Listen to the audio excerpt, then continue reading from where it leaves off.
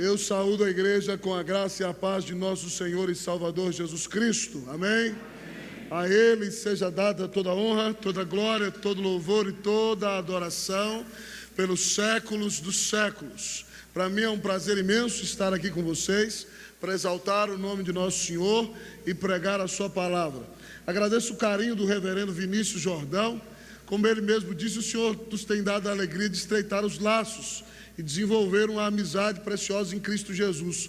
E eu louvo a Deus, irmãos, pelo que Deus tem feito aqui na vida da igreja de vocês. Por meio da vida do pastor, do conselho, dos diáconos, de cada membro, essa construção tão bonita, tão preciosa, essa cruz tão linda aqui, tudo isso aqui deve ter sido com sangue, com suor, com lágrimas, com choro.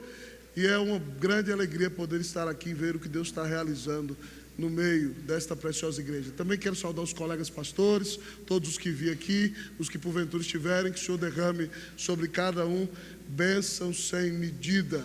Nós queremos dar toda a glória ao nome do Senhor. E nessa noite eu convido você a abrir comigo sua Bíblia lá no livro dos Salmos, no Salmo 126. Salmo 126. Esse fim de semana passado, irmãos, foi intenso. No prazo de uma semana, eu preguei numa conferência na cidade de Petrolina, depois num culto no sábado passado no centro de São Paulo, em frente ao Teatro Municipal, depois no outro culto de manhã, depois no domingo, e na segunda minha voz desapareceu. Tive reuniões intensas da Agência Presbiteriana de Evangelização e Comunicação na terça e na quarta, e orando: Senhor, me dá a voz para eu pregar em séries. Ele deu tanto que precisava, para a glória e para a honra do nome dele. Vamos levantar, irmãos, nós vamos ler a palavra de Deus. Eu já percebi que vocês têm outra versão diferente da minha aqui, então nós vamos fazer o seguinte: primeiro, quem tiver a minha vai ler comigo, depois quem tiver a nova versão atualizada, a NVI, né? A NVI vai ler. Então a minha é a revista atualizada. Então quem tiver revista atualizada, leia comigo Salmo 126. Depois, quem tiver a NVI vai ler também o Salmo 126 todo. Todos encontraram? Quem encontrou pode dizer achei. Misericórdia, ninguém achou, né? Vamos ler. Então vamos lá. Assim diz a palavra do Senhor. Quando o Senhor restaurou a sorte de Sião, ficamos como quem sonha. Então a nossa boca se encheu de riso e a nossa língua de júbilo. Então entre as nações se dizia: grandes coisas o Senhor tem feito por eles. Com efeito, grandes coisas fez o Senhor por nós. Por isso estamos alegres. Restaura, Senhor, a nossa sorte como as torrentes no Neguebe. Os que com lágrimas semeiam, com júbilo ceifarão. Quem sai andando e chorando enquanto semeia, voltará com júbilo, trazendo os seus feixes. Agora quem tiver a NVI, leia para a gente na NVI. Vamos lá, do 3 vocês vão começar. 1, 2, 3, pode ler. Vamos lá, NVI, cadê? Não tem NVI, pastor? Então tá na benção, vamos ser NVI mesmo. Você falou, eu achei que era NVI a versão que a igreja lê. Então pode sentar, meu irmão, nós vamos orar ao nosso Deus. Eu vou botar o celular aqui no modo avião, porque ninguém vai ligar. Vamos orar. Senhor, nosso Deus, nosso Pai, nós te louvamos pela tua graça, pelo teu maravilhoso amor e pela grande redenção que nós recebemos no Filho Jesus. Nós te bendizemos, Pai, pelos 160 anos de nossa igreja presbiteriana nessa pátria. Te agradecemos, Deus, porque nesses 160 anos o Senhor tem conservado a igreja presbiteriana do Brasil, pregando com clareza e fidelidade o teu evangelho. Nós sabemos, Deus, que muito ainda nos falta e que precisamos melhorar em muita coisa, mas te bendizemos pelas bênçãos que o Senhor tem derramado sobre nós até o dia de hoje. Pai, eu quero te agradecer pela vida desta preciosa igreja, pela vida do seu querido pastor, reverendo Vinícius Jordão, pela vida do conselho, da junta diaconal, de cada membro, de cada ministério da igreja. Obrigado, Senhor, porque o Senhor tem realizado a tua obra neste lugar. Te bendizemos, Deus, por essas edificações, por essa construção, preparada com luta, com choro, mas com gratidão e com grande vitória. Muito obrigado, Deus, porque esse é um tempo de alegria. Eu quero pedir que o Senhor continue a derramar sobre esta igreja, sobre o seu pastor, bênçãos sem medida. Abençoa também, Deus, cada um dos colegas pastores que aqui estão, suas igrejas. Ó Deus, cuida do ministério de cada um, de cada igreja local, que nessa região, a Igreja Presbiteriana do Brasil, pregue a Tua palavra com fidelidade, com amor, e que nós vejamos os eleitos do Senhor sendo convertidos em nossas igrejas. Dá-nos essa bênção maravilhosa. Deus, como todos veem, eu sou falho, limitado, pecador, estou me recuperando de enfermidade. Então, tudo que for feito aqui, Senhor, vai ser único e exclusivamente para a Tua glória. Tem misericórdia de nós. E apesar do instrumento falho e limitado, fala conosco pelo poder do Teu Espírito Santo e pela graça do nome de Jesus. Abençoa os nossos corações, Senhor, e renova a nossa alma por meio da Tua palavra. Nós te pedimos, nós oramos em nome de Jesus. Amém. Queridos irmãos e irmãs, dentre todas as circunstâncias que democratizam os homens, sem sombra de dúvidas, uma das mais marcantes é a adversidade. A adversidade não escolhe classe social, a adversidade não escolhe cor da pele, a adversidade não escolhe sexo, a adversidade não escolhe religião, a adversidade mora constantemente no barraco, mas de vez em quando ela visita a mansão. Ela vem, amado irmão, acompanhada da crise de relacionamento e se instaura no dia em que falta emprego, em que falta alimento. A qualquer instante, a qualquer momento, a grande verdade é que, na realidade, qualquer ser humano vai enfrentar a adversidade. Todos os que nasceram neste mundo, até o próprio Filho de Deus, enfrentaram grande adversidade. Então, se você quer vencer as suas adversidades como cristão, se nós, como Igreja do Senhor Jesus no Brasil, queremos vencer as nossas adversidades, nós temos que lançar mão do melhor arsenal que nós temos para a batalha.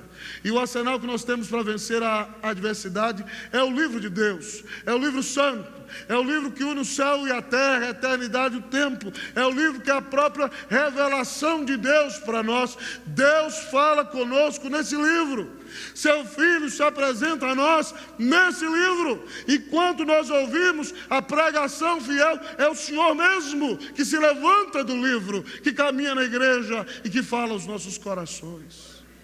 Então a nossa sincera oração nessa noite, irmão, é que você se volte para a palavra, para ser preparado pelo Senhor, para ter vitória, ainda em dias difíceis como os nossos.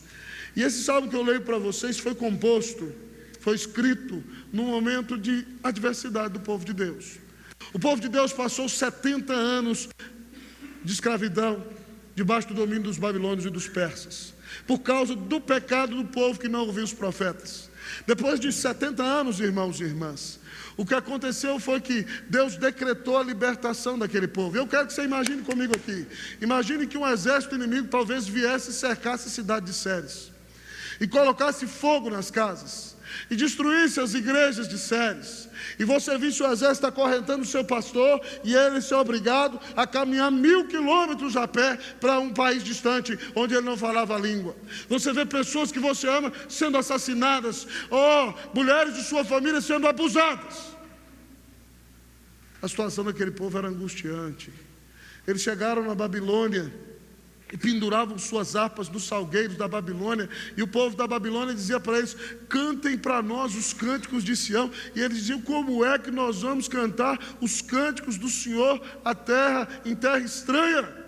Eles estavam deprimidos. Agora você imagina esse povo 70 anos longe da sua terra, tendo que fazer da Babilônia sua casa, com a expectativa de voltar para Jerusalém. Depois de 70 anos, se cumpre uma profecia que Isaías tinha falado no capítulo 44, 28, no capítulo 45. Daniel abriu o livro do profeta Isaías e mostrou para Ciro, o grande imperador persa, que Isaías tinha profetizado que Ciro seria o libertador de Israel. Ciro achou bonito e falou: Deus pensou em mim, eu devo ser o cara. E então ele decretou a libertação dos judeus. E os judeus então puderam voltar para a terra. Irmão, agora imagine você que era escravo, recebe uma notícia de uma grande vitória, de uma grande alegria. Agora você recebeu a sua carta de alforria, você ficou livre. Nós somos um país que teve escravidão. Na nossa memória a gente tem um pouco sobre o que é isso. Então foi organizada uma grande caravana com Zorobabel. E eles voltam cantando e celebrando 1000 quilômetros a pé, judeus alegres e felizes. E eles fazem uma grande viagem. Mas quando eles chegam em Jerusalém, irmãos, eles olham para a cidade. As muralhas estão no solo, as portas queimadas pelo fogo.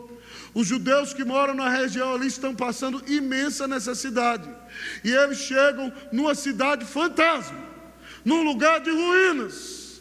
E agora, então, depois de grande festa, de uma viagem cheia de esperança, eles se encontram com a mais dura e triste realidade. Eles nem sabem se terão forças para construir aquela cidade. Mas nesse momento, diante dessa cena de terrível angústia, o salmista, que nós não sabemos quem é, escreve esse salmo que nos ensina como vencer a adversidade. Minha oração é que nessa noite o Senhor te encha de fé, te encha de esperança, renove a alegria no seu coração, fortaleça você, para que você seja uma bênção nesse tempo, para que você, como membro da igreja, para que a igreja do Senhor Jesus seja vitoriosa em todas as adversidades que se levantarem diante dela. Que Deus te dê a vitória, em nome de Jesus, amém. Como vencer a adversidade? Em primeiro lugar, o nosso texto diz: recorde os feitos do Senhor. Como vencer a adversidade? Recorde os feitos do Senhor. Vamos ler comigo, vocês vão me ajudar a ler versículo de 1 a 3. 1 a 3, vamos ler juntos o que diz? Quando o Senhor restaurou a sorte de Sião, vocês ficamos como quem sonha. Vocês o 2 e o 3.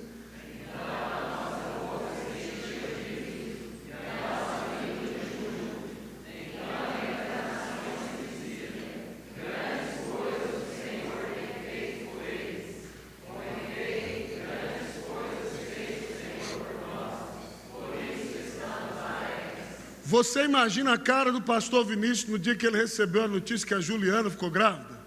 Você deve ter ficado assim, com a cara de bobo, de tão feliz que ele estava. O povo está dizendo: quando o Senhor decretou a libertação de Sião, nós ficamos como quem sonha. É mais ou menos assim, minha irmã, quando você recebe uma notícia boa demais, você fala assim: me belisca para ver se é verdade. Que é isso? Que notícia maravilhosa. Eles dizem que a alma deles voltou a sonhar. Mas eles relembram que não só houve uma restauração do sonho, mas houve uma restauração do riso, da alegria. Eles dizem: a nossa boca se encheu de riso. O povo que só chorava voltou a sorrir, mas o povo que não cantava mais voltou a cantar. Diz o texto: a nossa língua se encheu de júbilo. Então, quando aquele povo experimenta essa grande restauração, eles têm um testemunho renovado, porque todas as nações que são escravas na Babilônia olham e dizem: Deus tem alguma coisa com os judeus, porque ninguém mais foi liberto como eles. As nações diziam: grandes coisas o Senhor tem feito por esse povo. Então, diante daquela muralha destruída, o salmista, que poderia estar deprimido, ele lembra que a restauração renovou o sonho, o riso, a alegria, o cântico e o testemunho. Ele diz: é verdade, eu não posso estar triste. Grandes coisas fez o Senhor por nós. Por isso, então, nós estaremos alegres. Só pode se alegrar no dia da dor, no dia da provação, no dia da angústia, no dia da perda, no dia do sofrimento, no dia do câncer, no dia da falência, no dia do desespero, no dia da separação, aquele que recorda tudo aquilo que o Senhor fez por ele. Se nós, como igreja presbiteriana, queremos vencer as lutas que enfrentamos na sociedade, no mundo hoje que defende tudo que é liberalismo, no mundo que se levanta contra Deus, no mundo que defende homossexualismo, lesbianismo, no mundo que se levanta contra nós como povo de Deus, nós precisamos recordar a obra de Deus em nosso favor. Precisamos recordar tudo aquilo que o Senhor tem feito por nós até o dia de hoje. Irmãos, eu já estou no 2º ano pastoreando a Igreja Presbiteriana Unida de São Paulo. A Igreja Presbiteriana Unida de São Paulo é a igreja mais antiga da IPB na capital paulista, porque a primeira, em 1903, saiu formando e é a principal igreja da IPI. Mas a Unida se chama Unida porque foi a junção da 2ª e da 3ª Igreja Presbiteriana de São Paulo. E o primeiro pastor titular da igreja, que eu sou pastor, foi Modesto Perestrello Barros de Carvalhosa, um pastor português que foi aluno de Simonton no primeiro seminário, lá na década de 1860, no Rio de Janeiro. Então, na Unida, a gente se alegra muito, porque a gente está, de uma maneira ou de outra, ligado, porque o primeiro aluno de Simonton foi o primeiro pastor da igreja que eu fui pastor. A Unida, em sua história, irmãos, já foi usada por Deus para plantar, direta e indiretamente, mais de 60 igrejas, a igreja que eu sou pastor. No auge do seu momento mais glórico, quando o reverendo Miguel Rizzo era pastor, a Unida teve 2.500 membros. Em 2016, os presbíteros da Igreja Unida vieram a Brasília. Eu era pastor da Igreja Presbiteriana do Guará 2. Conversar comigo dizendo que a Unida está no centro da cidade, próxima da Cracolândia, e ela estava orando a Deus por um período de revitalização. E eles vieram nos convidar para começar um processo de transição. Naquele primeiro momento, eu estava muito bem na igreja do Guará 2, eu não sei quem conhece essa igreja, mas Deus nos abençoou imensamente ali em 10 anos que ali estivemos. Deixamos ali uma igreja com 735 membros, entre comungantes e não comungantes, quando saímos. E humanamente falando, eu não tinha perspectiva de sair de lá. Mas quando Deus chama, a gente obedece. É assim que a gente tem que fazer, não é verdade, reverendo? E nós fomos para São Paulo, irmãos. E fomos pregar naquela belíssima igreja histórica. Eu levei o reverendo Vinícius e ele pregou a segunda-feira lá. E quando eu fui pregar na Unida, eu voltei para os livros da história. E aí eu estudei e contei para os irmãos daquele primeiro domingo que eu estava pregando na Unida, que no dia 22 de agosto de 1943, reverendo Miguel Rizzo Júnior, o príncipe dos pregadores do Brasil, reverendo José Borges dos Santos Júnior, reverendo Mário de Cerqueira Leite Júnior, os 3 pastores eram Júnior, junto com o conselho, receberam naquele domingo, 22 de agosto de 1943, 139 pessoas por pública profissão de fé e batismo. Não era transferência de igreja, não. 139 pessoas.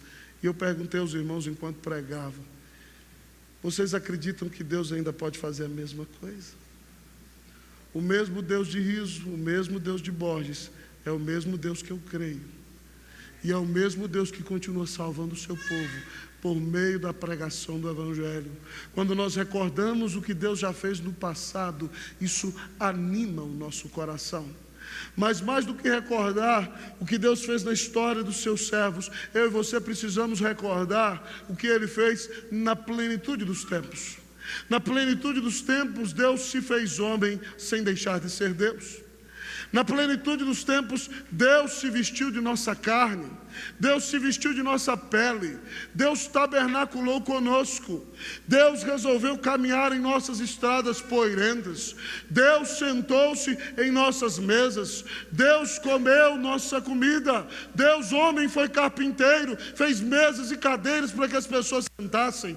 No auge de sua vida adulta começa o seu ministério, pregou a palavra com o maior poder que já existiu, pois ele era o pregador e a pregação por excelência ao mesmo tempo. Salvou os seus eleitos, abriu os olhos dos cegos, fez com que os surdos ouvissem, levantou paralíticos, ressuscitou mortos. Mas no auge de sua vida adulta, ele é cravado na cruz do Calvário, onde recebe a ira que eu merecia sofrer no inferno e que você também merecia sofrer ali. E o mar da ira de Deus batia contra ele, e ele gritava: Deus meu, por que me desamparaste? E naquele dia o Pai volta seu rosto contra ele e derrama sobre ele toda a sua ira. E quando ele disse: está pago, o véu do santuário se rasgou e a presença de Deus foi democratizada a todas as nações. E eu e você podemos ter salvação. E o véu do santuário se rasgou. E quando Cristo entregou a sua vida na cruz, Ele comprou ali a sua salvação, a minha salvação. E das mãos do Senhor, nunca, ninguém, jamais poderá nos arrebatar. Então, meu irmão, recorde que o Senhor venceu a morte. Está sentado à direita de Deus Pai. E virá nos buscar, está conduzindo a nossa história. quando nós recordamos que o nosso Senhor morreu por nós, está no controle de tudo, isso nos enche de esperança, isso renova a nossa alma, isso dá força para o nosso coração, isso nos anima para vencer a adversidade. Nunca se esqueça como Jesus te amou. Nunca ninguém amou você como Jesus te ama. Então, nessa noite, arrependa-se de todos os seus pecados. Creia que Ele é o Filho de Deus. Creia nele como seu Senhor e Salvador pessoal. Creia que Ele é o único mediador entre você e o Pai. Ele disse: eu sou o caminho, a verdade e a vida. Ninguém vem ao Pai senão por mim. Se arrependa dos seus pecados hoje e creia em Jesus. E Deus te declarará justo no tribunal dEle. Você será selado com o Espírito Santo da promessa. Você será reconciliado com Deus. Será amigo e não mais inimigo. Será adotado de papel passado, se tornará filho, e nunca ninguém jamais tirará você das mãos do Senhor Jesus. Toda glória, toda honra, todo louvor, toda adoração sejam dados ao nome de Jesus, hoje, amanhã e para sempre. Amém. Amém. Glória a Deus. Recorde os feitos do Senhor. Você tem recordado os feitos do Senhor? Ou você só olha para o problema? Pastor Vinícius, eu estou com uma dor de barriga terrível, eu quero morrer. Pare com isso, Você custou o preço mais caro do universo. Olhe para Jesus, que o Senhor te restaure, que o Senhor te reanime, em nome de Jesus. Amém. Mas como vencer a adversidade? Além de recordar os feitos do Senhor, ore por restauração. Como vencer a adversidade? Ore por restauração. Versículo de número 4, eu lerei uma vez, a igreja lerá a segunda vez. Restaura, Senhor, a nossa sorte como as torrentes no Negueb. Você, meu irmão, por favor.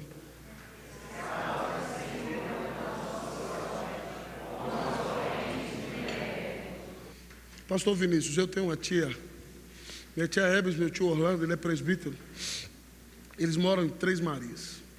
E quando eu era menino, saía de Paracatu, ia para Três Marias, e eu via aquele rio São Francisco grande, eu falava: meu Deus, que coisa maravilhosa. E a gente tomava banho na barragem, quando ia lá era uma coisa boa demais. E eu li esse salmo adolescente, eu falava assim: meu Deus, esse Negueb deve ser um rio maior do que o São Francisco. Porque para a Bíblia falar assim, que tem essas torrentes todas assim, deve ser um negócio, como a gente diz lá em Minas Gerais, um trem sem comparação. E de repente então, eu vou para o seminário. E quando eu vou para o seminário, eu aprendo que o Negueb é um deserto. Negueb significa deserto do sul. Então, o Negueb era um dos desertos mais secos do mundo. Aí, meu amado irmão, eu literalmente, como os jovens falam, pirei o cabeção. Eu falei: meu Deus, como é que vai ter um deserto, né, no meio, uma torrente no meio do deserto? E eu perguntei para o meu professor de hebraico, e ele tinha estudado em Israel. E ele contou, e hoje, se você olhar no YouTube, você já sabe disso. Mas a gente não tinha YouTube na época que eu fiz seminário, há mais de 20 anos atrás. Então, ele contou que quando as chuvas caíam, os reservatórios no deserto do Negueb eram formados dentro das montanhas. E as chuvas, então, quando chovia no deserto, caíam sobre as montanhas. Deserto muito seco, seco como a região central do Brasil, como Brasília, imaginei. Então, a chuva caía nas montanhas, e as montanhas iam saturando-se de água. E de repente, então, quando a chuva caía, a terra estava saturada de água, da base das montanhas irrompia uma torrente de água, e essa torrente de água ia varrendo o deserto de sua destruição. Então o lugar da destruição se tornava o lugar da restauração. O lugar da morte se tornava o lugar da vida. O lugar, querido, da decepção se tornava o lugar de uma nova esperança. E hoje, quando você chegar em casa e botar no Google, você vai botar torrentes do Negueb, você vai ver o rio começando a se formar no deserto. E quando ele chega lá embaixo, ele cai numa belíssima cachoeira. Nosso professor de hebraico nos contava que depois que chove, o deserto fica verde, a terra floresce, e há uma nova esperança de vida. Então, quando você olha para esse salmo, você vê que Deus é o Deus que faz nascer rios em desertos. E aí, então, o salmista diz: restaura, Senhor, a nossa sorte. Em primeiro lugar, irmão, para experimentar a restauração, reforma e reavivamento, você precisa reconhecer que as coisas não estão tão bem assim. Ele diz: restaura a nossa sorte, traz de volta os nossos cativos, ó Senhor, levanta-nos. Mas ele reconhece que só um é o restaurador. Ele diz: restaura, Senhor. Esse nome, Senhor, é o nome Iavé, é o nome do Deus da aliança, é o nome do Deus que salvou o seu povo da escravidão no Egito, o Redentor. É o nome do Deus eterno, é o nome do Deus infinito, é o nome do Deus imutável, é o nome do Deus incomparável. Ele conhece o poder do seu Deus e por isso ele pode orar por restauração. Mas ele pede uma intervenção sobrenatural de Deus na sua vida. Como ele diz: Senhor, restaura a nossa sorte. Como as torrentes do Negueb, ele está dizendo: Senhor, abre os céus e derrama sobre nós os rios da tua bênção. Derrama sobre nós das torrentes do seu Espírito. Minha oração, meu irmão, é que você nessa noite ore assim. É claro que nós já somos selados e habitados pelo Espírito Santo de Deus. Mas quando nós oramos: Senhor, derrama sobre nós, nós não estamos pedindo um novo batismo. Nós estamos pedindo simplesmente ao Senhor que nos encha. Porque essa também é a linguagem bíblica. Então, meu irmão, em nome de Jesus, clame hoje um derramar da graça de Deus sobre a sua vida. Clame hoje um enchimento do Espírito Santo no seu coração. Clame hoje um renovo do Senhor para você.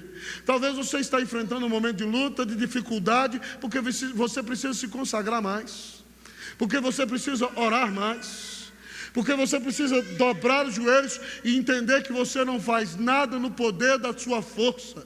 Você precisa do poder e da intervenção do Espírito Santo de Deus na sua vida. Ore por restauração em nome de Jesus. Pai, você tem orado pelos seus filhos. Mulher, você tem orado pelo seu casamento. Às vezes as coisas não estão tão bem no seu casamento, querido. Você já pegou na mão da sua esposa e já orou com ela. Esposa, você já chamou seu marido para orar. Vocês já dobraram o joelho no chão e já clamaram a bênção de Deus sobre a casa de vocês. Mãe, você tem orado pelos seus filhos. Pai, você tem orado pelos seus filhos. Você tem clamado por uma restauração. Você tem clamado por um novo momento. Nós precisamos orar, irmão, por restauração da nossa vida, por restauração da nossa casa. Nós temos que orar por um reavivamento nesse Brasil. Esse Brasil que carece tanto da graça de Jesus. Oh, irmãos, nós temos que orar por um verdadeiro reavivamento, onde haja pregação bíblica, onde Cristo seja exaltado, onde milhares de eleitos se convertam para a glória e para a honra do nome de Jesus. Uma oração que eu tenho feito há muitos anos é: Senhor, por que os eleitos têm que se converter só na Assembleia de Deus? Manda isso para nós também, Senhor. Somos nós que acreditamos na eleição. Então manda isso para nós, porque nós sabemos que eles vão se converter. Irmãos, nós temos que orar por restauração na nossa vida. Eu tenho um colega, pastor, colega de turma. Ele é pastor numa cidade do interior do Brasil. E aquele moço, moramos no mesmo apartamento, me contava a história que ele era filho de presbítero e no interior ele se rebelou. Foi para o mundão, caiu nas drogas. Ele era o filho mais novo, os irmãos todos muito mais velhos. Imagine numa cidade pequena, um filho de um presbítero conhecido se envolve com traficantes, se envolve com drogas, se envolve com problema. Aquele moço, irmãos, ficou na gandaia durante 5 anos. Ele disse que ele era a vergonha do seu pai e a tristeza da sua mãe. Mas ele me disse que toda vez que ele chegava em casa, às 3 da manhã, 4 da manhã, 5 da manhã, às vezes ele já via a mãezinha dele que tinha mais de 60, ele era jovenzinho, mas a mãe com mais de 60, às vezes lá ajoelhadinha no sofá, dormindo, ou ajoelhada na cama dele. E ele disse que todos os dias que ele voltou da gandaia em 5 anos, ele via a mãe dele, ou às vezes dormindo sobre o joelho, ou às vezes orando. E ele disse que depois de 5 anos, um dia ele saiu, deu uma agonia no coração dele. Ele não conseguiu consumir droga como queria, não conseguiu cair em pecado como queria, não conseguiu beber como queria, deu tudo errado. Ele ficou vagando pela rua. E ele disse que chegou em casa às 5 da manhã e viu a mãezinha dele de joelhos na cama dizendo: Deus, eu não tive filho para a perdição, Deus, eu não tive filho para o inferno, Deus, salva o meu filho, Deus, tem misericórdia de mim, Deus, eu não vou desistir, Senhor, dá-me meu filho, salva meu filho, salva meu filho, salva meu filho, Senhor, em nome de Jesus. E ele diz, irmão, que naquele momento o Espírito Santo veio com convicção sobre ele. E ele caiu de joelho e disse: Senhor, por favor, me perdoa. Eu tenho ofendido a tua santidade. eu tenho entristecido o coração da minha mãe, eu mereço o inferno, mas se o Senhor quiser me ajuda, me socorre, eu não tenho força para sair dessa. E Deus tirou aquele moço do fundo do poço, irmãos. Ele foi para uma casa de recuperação. Depois ele se tornou um líder na igreja. Depois ele foi para o seminário.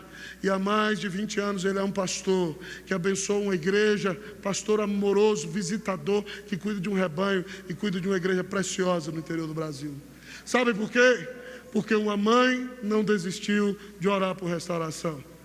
Você parou de orar por restauração?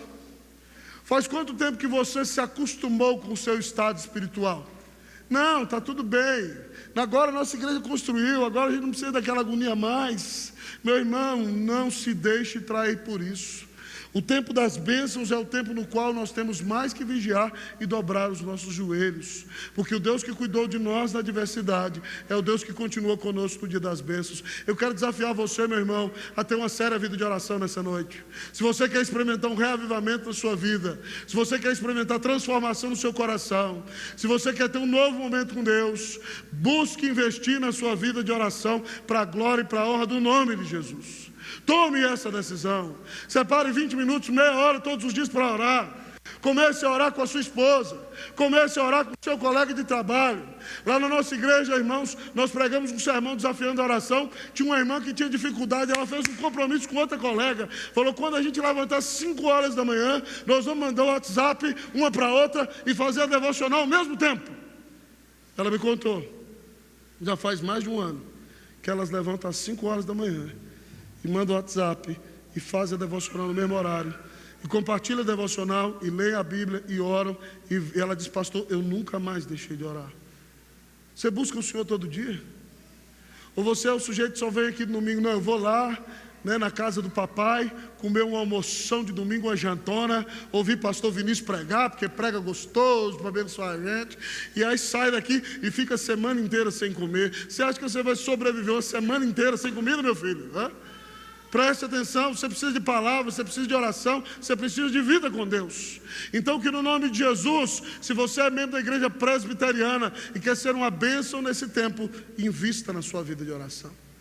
Clame a Deus por sua vida de oração. Diga, Senhor, restaura a minha vida. Faz de mim um homem de oração. Faz do meu marido um homem de oração. Faz da minha mulher uma mulher de oração. Faz dos meus filhos jovens de oração. Para que nós conheçamos o poder de Deus. Irmãos, eu fui missionário no Chile.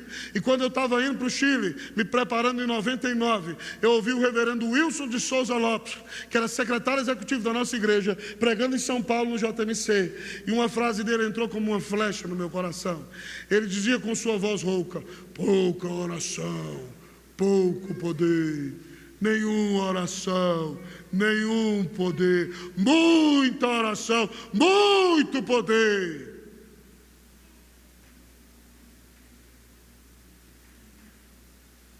Você tem experimentado o poder de Deus em sua vida? Que Deus faça de você um jovem de oração.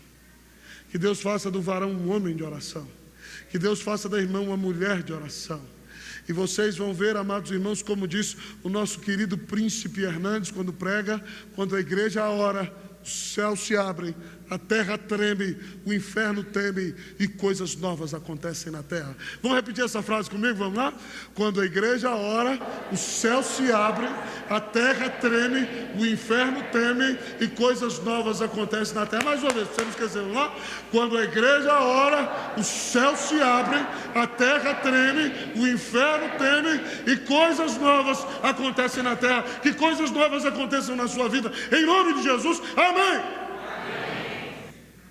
Tem um diácono meu que está me ouvindo pregar, ele falou assim, pastor, não dá murro no púlpito, porque lá não é de madeira. Estou tentando, irmão.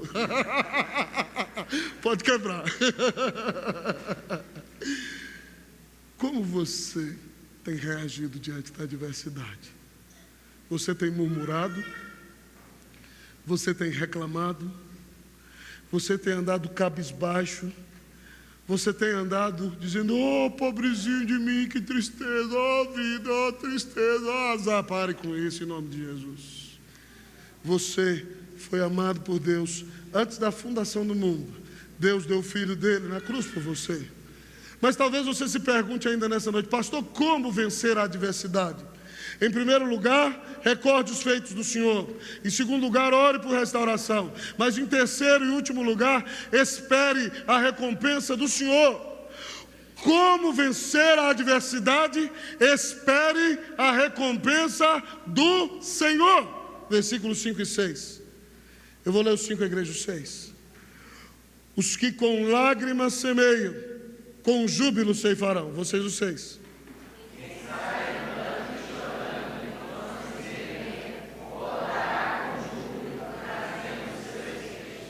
Os que com lágrimas semeiam, com júbilo ceifarão. Quem sai andando e chorando enquanto semeia, voltará com júbilo, trazendo seus feixes. Irmãos, os pastores que aqui estão sabem que esses 2 versículos são a obra-prima de arte da poesia hebraica.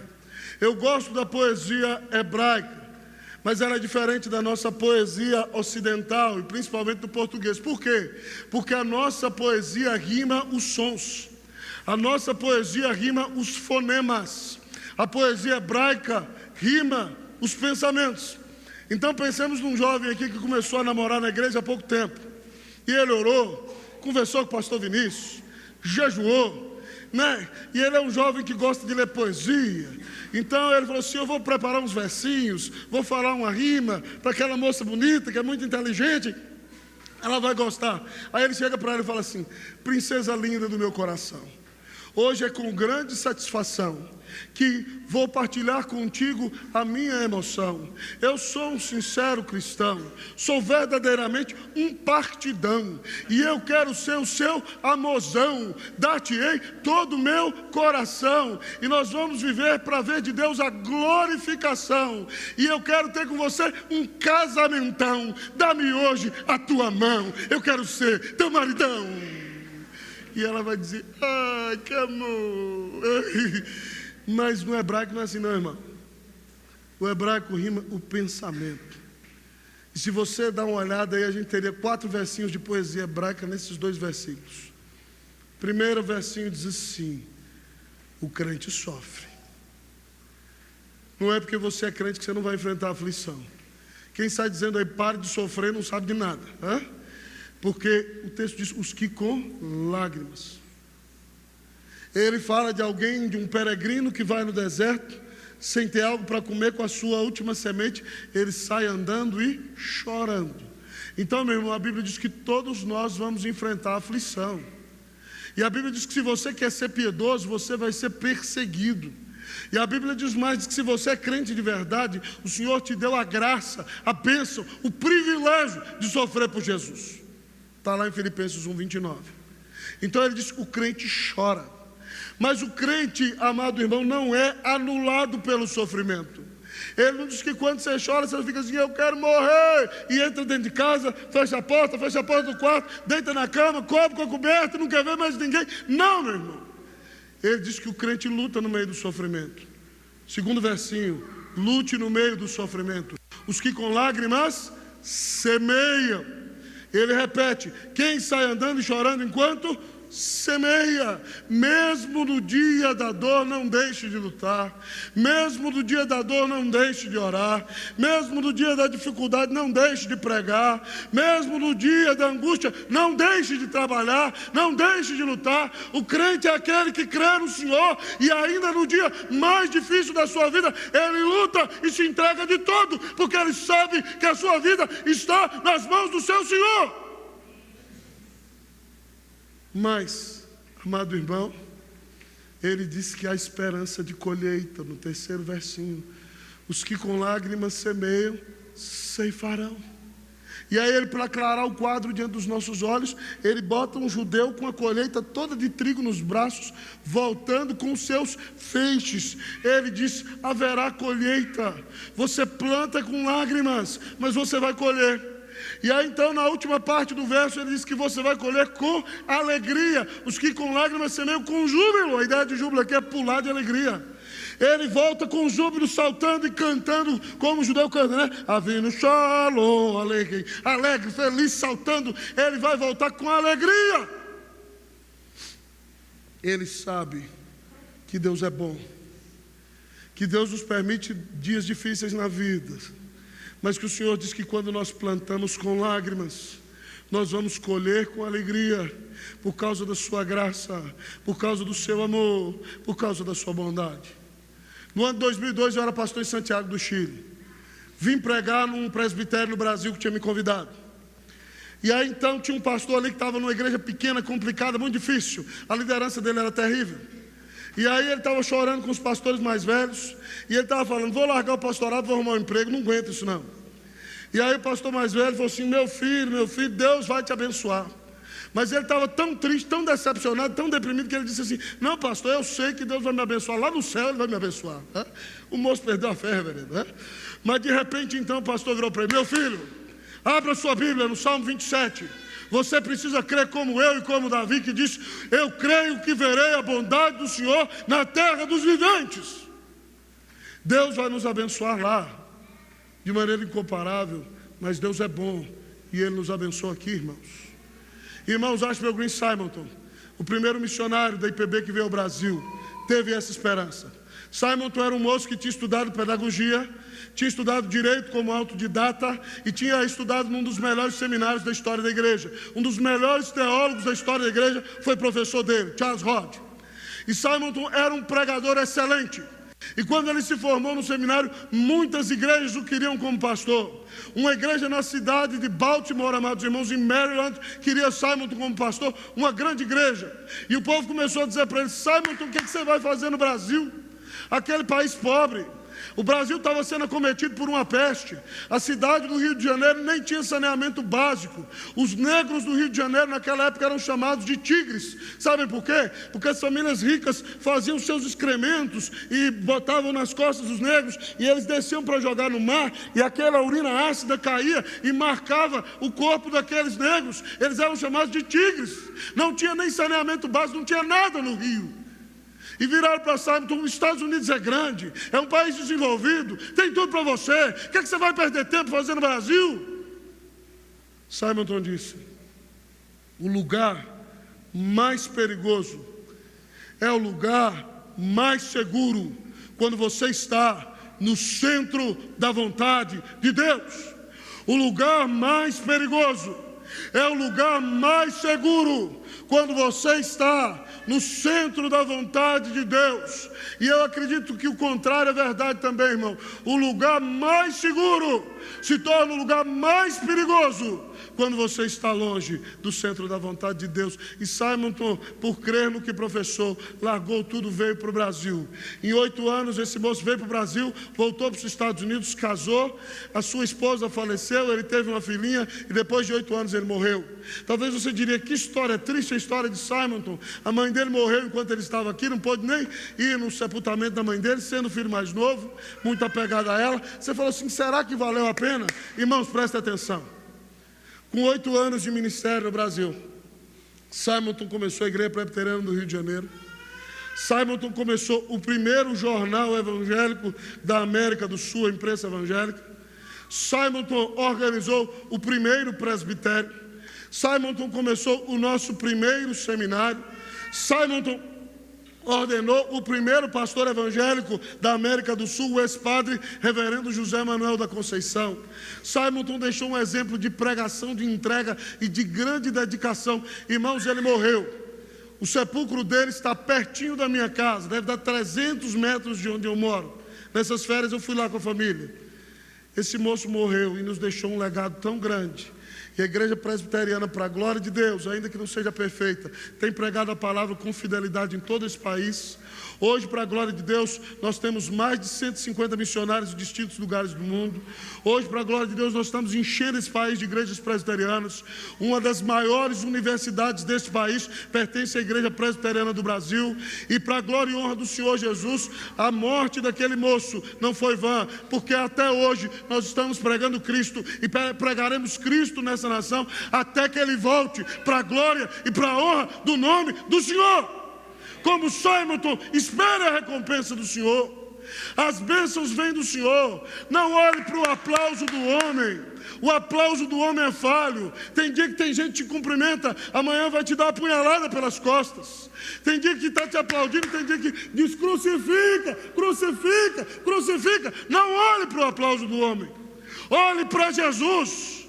Foi Ele quem morreu na cruz por você. É Ele quem te diz: nunca te deixarei, jamais te abandonarei. Coloque a sua esperança no Senhor. Espere a recompensa do Senhor. E ela virá, porque Deus é bom, sua misericórdia dura para sempre. E Ele prometeu que os que com lágrimas semeiam, com júbilo ceifarão. Creia no Senhor, renove a sua esperança nele, e Deus há de te dar a vitória, em nome de Jesus, para a glória de Jesus. Amém. Ao olhar para esse texto, eu quero perguntar para você: como você tem reagido no dia das suas adversidades? Você só tem murmurado? Você só tem olhado para o tamanho do problema? Ou você tem recordado quem é o seu Deus e tudo que Ele fez por você? No dia da luta, no dia da dor, você fala: eu quero sair para esse mundão e fazer tudo errado. Ou você dobra o seu joelho e entende que o Senhor está usando o sofrimento como um megafone de Deus para a sua vida, como C.S. Lewis dizia. O sofrimento é o megafone de Deus para chamar a nossa atenção. E às vezes, irmãos, nós não estamos orando e o Senhor manda o sofrimento para nos abençoar. Um dos pregadores que eu mais gostei de escutar, irmãos, foi Stuart Ollett, um pregador galês. E ele era pastor na Inglaterra, e ele contou que na igreja dele tinha um casal jovem, muito inteligente. O rapaz passou num grande concurso, a moça arrumou um bom emprego, e eles pararam de ir nos domingos para a igreja, porque eles resolveram viajar todo domingo. E aí, de repente, eles pararam e nunca mais foram. E eles prosperaram, compraram uma casa, começaram a viajar o mundo inteiro e não queriam saber de Deus. De repente a moça ficou grávida. E aí então eles iam para todo lugar, não pediram oração para a igreja, não ligaram para nenhum irmão. E aí quando o bebê nasceu, irmãos, nasceu com um problema de hidrocefalia. E tiveram que fincar uma torneira na cabeça do bebê. Literalmente. Sabe o que aconteceu? Eles voltaram para a igreja. Eles voltaram a orar. Eles voltaram para a presença do Senhor. Será que você vai esperar esse tipo de coisa para voltar a orar? Se você é do Senhor, Ele vai trazer você de um jeito ou de outro. Que Deus tenha misericórdia de nós. Que o Senhor restaure a nossa vida de amor e de oração para a glória e para a honra do nome de Jesus. Mas que, sobretudo, você espere a bênção, a recompensa e a vitória que virá das mãos do Senhor. Porque Paulo diz em Romanos 8,32: aquele que não poupou o seu próprio filho, antes por todos nós o entregou, porventura não nos dará graciosamente com ele todas as coisas? Recorde os feitos do Senhor. Ore por restauração, espere a recompensa do Senhor. Que Deus te dê vitória sobre a adversidade, em nome de Jesus, para a glória de Jesus. Amém. Quero orar por você nessa noite. Feche seus olhos aí. Você que ouviu essa mensagem, diz: pastor, eu quero me lembrar do que Deus já fez. Pastor, eu tenho esquecido do que o Senhor fez por mim, eu estou sendo meio mal agradecido. Pastor, minha vida de oração está meio gelada, está feia a coisa para o meu lado. Pastor, eu ando duvidando de tudo, eu não estou confiando muito em Deus, não. Eu preciso de graça de Deus, de vitória sobre a adversidade. Eu queria orar por você nessa noite. Quero convidar toda a igreja a ficar de pé. Mas você que ouviu essa mensagem diz: eu quero ter uma restauração na minha vida com Deus. Eu quero me lembrar do amor do Senhor por mim todos os dias. Eu quero esperar a recompensa que vem do Senhor. Ou talvez você está aqui dizendo hoje: pastor, eu creio em Jesus enquanto o Senhor falou de Jesus. Eu sou dele agora. Eu queria orar também por você. Se você ouviu essa mensagem e diz: eu quero ser uma bênção nesse tempo. Eu quero ser um presbiteriano que abençoa a minha cidade, o Brasil e o mundo inteiro. Eu queria orar por você. Se você ouviu essa palavra e gostaria que nós orássemos por você, sai do seu lugar e vem aqui à frente. Nós vamos orar por você. Venha logo em nome de Jesus, porque Jesus não precisa nem de você nem de mim. E eu já preguei bastante. Então vem aqui, diga: Senhor, eu coloco a minha vida nas tuas mãos. Eu quero um tempo de restauração para o meu coração. Chega para frente para dar lugar para quem vem atrás, querido, em nome de Jesus. Senhor, eu preciso ter um renovo na minha vida de oração. Senhor, eu preciso da minha esperança restaurada. Se você quer ter vitória sobre as adversidades que tem tido no seu lar, no seu trabalho, nos seus estudos, e gostaria que nós orássemos por você, eu quero convidá-lo para vir aqui à frente. Vir à frente não salva, irmão. Quem salva é o Espírito Santo. Mas vir à frente e dizer: Senhor, eu estou aqui. Eu ouvi essa palavra. Eu quero algo novo na minha vida. Estou cansado de tanto marasmo. Estou cansado de tanta mesmice. Vamos orar. Feche os seus olhos. Diga: Senhor, restaura a minha vida. Restaura a minha sorte. Restaura a minha casa. Restaura a minha comunhão contigo. Restaura o meu relacionamento com o Senhor. Nós vamos orar nessa noite. Feche seus olhos. Querido Deus, eterno Pai, nessa noite nós apresentamos o Teu rebanho diante de Ti. Te agradecemos pela história e pela história do Redentor na nossa história. Ó Deus, porque nós estamos na história do Rei. E ó Senhor, obrigado que o Senhor mandou o Rei para morrer por nós. E o Rei ressuscitou e domina sobre tudo e virá consumar o seu reino. Ó Deus, e o Rei manda que oremos e nos lembremos do que Ele fez todos os dias. Senhor, nós queremos Te pedir perdão quando esquecemos, Deus, ó Pai, da obra do Rei. Queremos Te pedir perdão quando esquecemos do Teu cuidado. Perdão quando esquecemos do Teu amor. Perdão quando esquecemos da Tua graça. Quando somos mal agradecidos, Senhor, tem misericórdia de nós. Não nos trata como os nossos pecados merecem. Deus, nós Te imploramos em nome de Jesus. Mas Pai, abre os céus e desce. Restaura a nossa sorte. Restaura nossas casas. Restaura o nosso relacionamento contigo, Senhor. Renova em nós o primeiro amor. Restaura os casamentos, Deus. Restaura o relacionamento do marido com a mulher, da mulher com o marido. Deus, restaura os nossos filhos, traz-os aos Teus pés. Nós Te imploramos para a glória e para a honra do nome de Jesus. Oh Deus, abre os céus e desce. Senhor, dá-nos almas para o Senhor, ou leva a nossa alma, como dizia Whitfield, Senhor. Dá-nos um Brasil para Jesus, senão morreremos. Oh Deus, nós queremos, Deus, ganhar almas para o Senhor. Usa a nossa vida em nome de Jesus.